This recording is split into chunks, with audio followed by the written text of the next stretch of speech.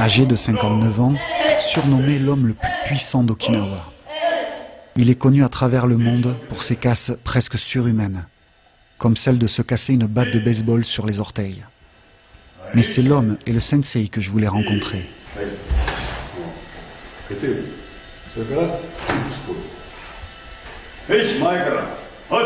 Le Yuichi-ryu est considéré comme un kenpo, une synthèse des styles de combat chinois du tigre, de la grue et du dragon. Le Yuichi-ryu est connu comme un style extrêmement dur, dont le but ultime est de renforcer le corps contre tout coup qui peuvent lui être portés. J'arrive en avance pour assister au cours enfant. Une discipline de fer pour ces jeunes pratiquants qui ne se laissent pas distraire, sinon Sensei Shinjo les rappelle à l'ordre. La résistance au choc et le développement de la force sont aussi présents chez les jeunes. Sensei Shinjo me dit qu'il faut développer le corps et lui apprendre à résister aux coups le plus tôt possible, pour qu'il devienne puissant et incassable. Le Yuichi-ryu est né du fruit de nombreuses années de travail de Sensei Kabun Yuichi. Il décide d'apprendre les arts martiaux pour devenir fort et être respecté. En 1897, à 20 ans, pour éviter la conscription de l'armée chinoise, il part en Chine, où il va rencontrer et suivre pendant plus de 10 ans l'enseignement de l'expert en boxe chinoise de Pangenan, maître Shu Shiwa. Après avoir enseigné pendant 3 ans en Chine, il rentre au pays.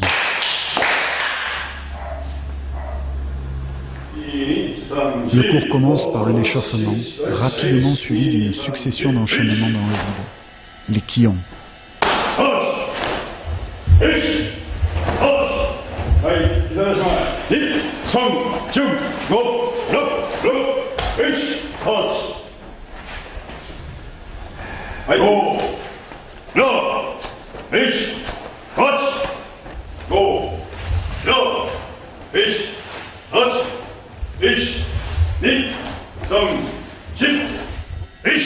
On retire les vestes pour que Sensei puisse voir avec précision le placement de notre corps, ce qui lui permet de rectifier les erreurs, minimes soient-elles.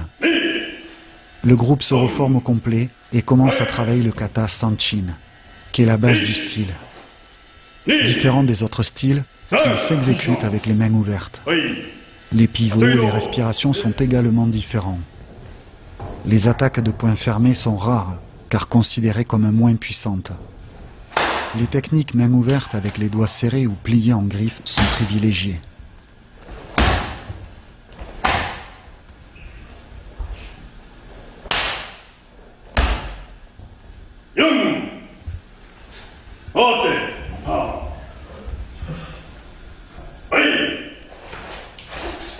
Puis Sensei ne garde que les élèves confirmés et nous montre le travail recherché.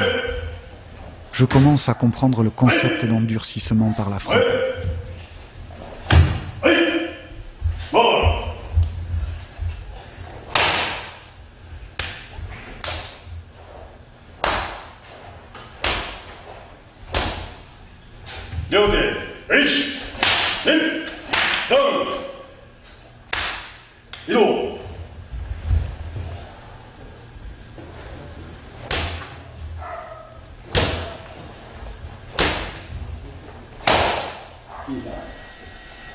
Nous recommençons le kata tous ensemble et Sensei Shinjo ne s'occupe plus que de moi.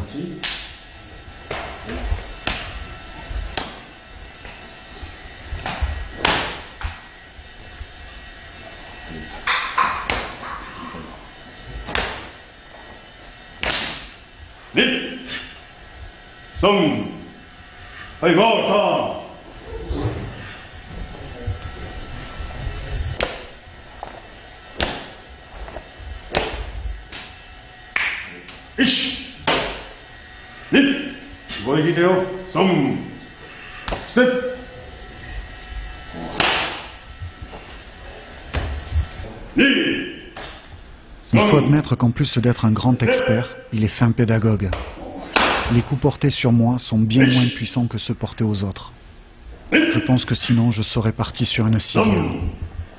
Une puissance juste suffisante pour me montrer mes erreurs.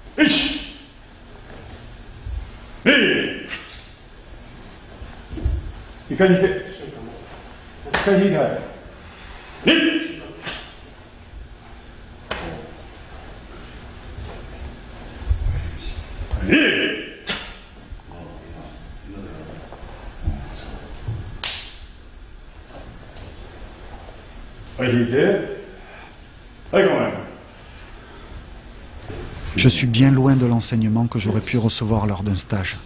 C'est ce que j'aime et ce que je recherche sans cesse. Un grand merci, Sensei.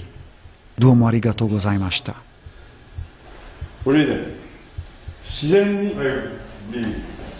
Certains élèves me montrent un travail traditionnel d'Okinawa, une musculation spécifique au karaté. Il existe une grande quantité d'instruments comme les tetsugeta, les sandales en fonte, les sanshinichi, les haltères, mais ils utilisent les sanchin kami, les jarres. Ce travail permet de développer l'équilibre, le maintien de la posture, une musculature adéquate au yuichi, mais également à la puissance des doigts. Rien que de les tenir n'est pas évident.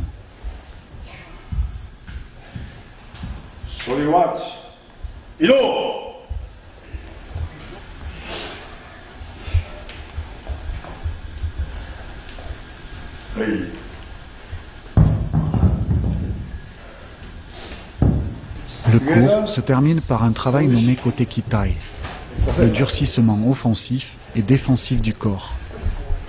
Ce travail peut être exécuté seul sur un makiwara ou avec un partenaire. Le makiwara est un poteau de frappe, une pièce maîtresse de l'entraînement à Okinawa.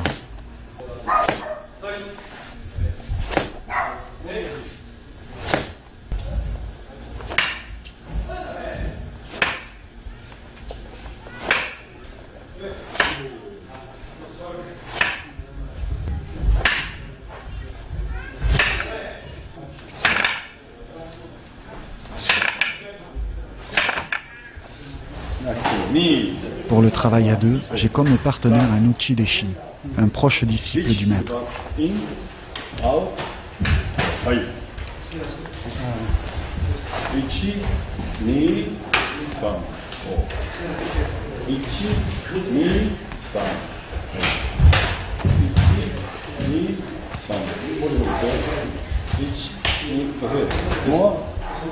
Maintenant que j'ai compris le principe, nous devons passer à la vitesse supérieure en appuyant les frappes. J'ai l'impression qu'à chaque fois, il me frappe avec un marteau. Mais pas question d'arrêter. Je vais résister, même si la douleur due à la répétition du coup au même endroit est de plus en plus présente. Sensei Shinjo reste pour nous observer et voir comment je me comporte. Ouf, on change de bras.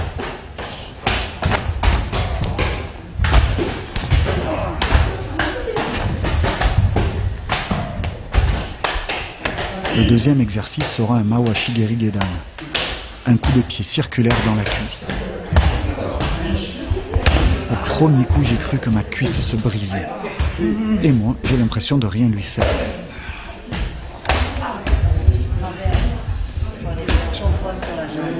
Peu après, on m'explique qu'il faut légèrement avancer la cuisse lors de la frappe pour annuler ou grandement diminuer la puissance du coup. J'essaye à nouveau de l'autre côté, un peu plus doucement, mais je n'y arrive toujours pas. Et encore une fois, ma jambe est meurtrie. Même avec de la bonne volonté, je ne parviens pas à limiter les dégâts. Et il me faudra quelques jours pour ne plus ressentir les coups reçus. Et pour terminer le cours, quoi de mieux que de se tester les abdos?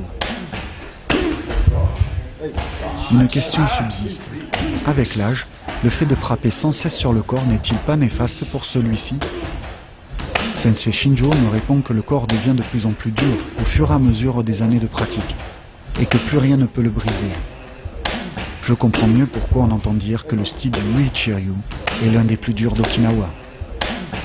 Une nouvelle fois, je ressors du cours épuisé, mais avec le sourire. J'ai finalement réalisé mon rêve, m'entraîner avec les meilleurs.